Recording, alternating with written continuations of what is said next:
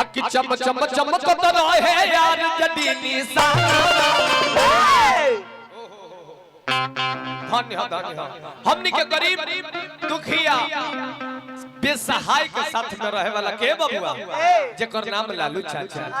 आखि चम चम चमकत रहे यार जदी निशाना अरे लालू चाचा के पहचाना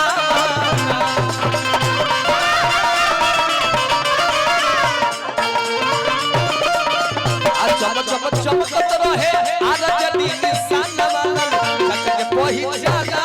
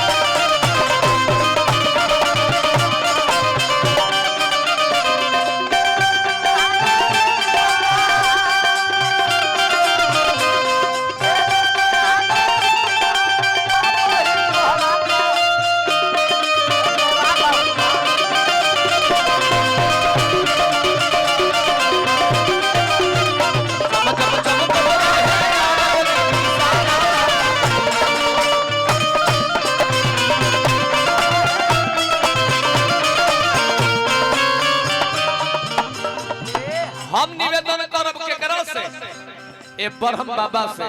ए गांव के काली माई से खान निवेदन करो आ गंगा जमुना में जबले भोलल रहे पानी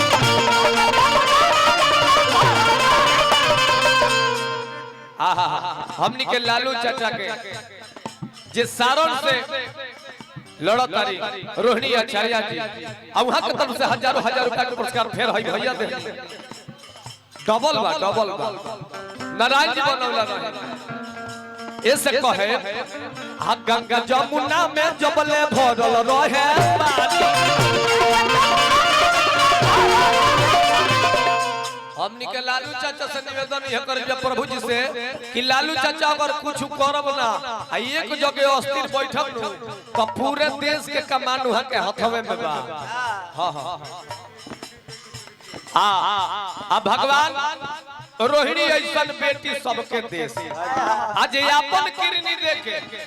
आई अपना पिताजी के जिला दे हई एगो पुत्र बने जे बाबूजी के मास्टरी में नौकरी लागल हो आज जान जाई कि मास्टरी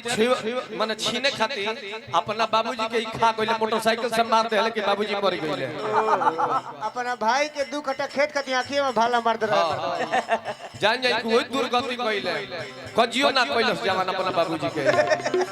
आ गंगा जमुना में जबले और रहे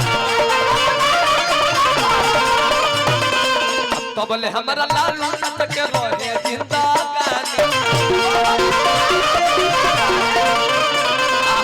तबले हमरा लालू चाचा के रहे जिंदगानी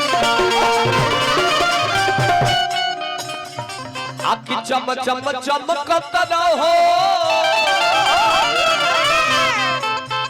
चम चम चमकत रहो अरे जदी निशाना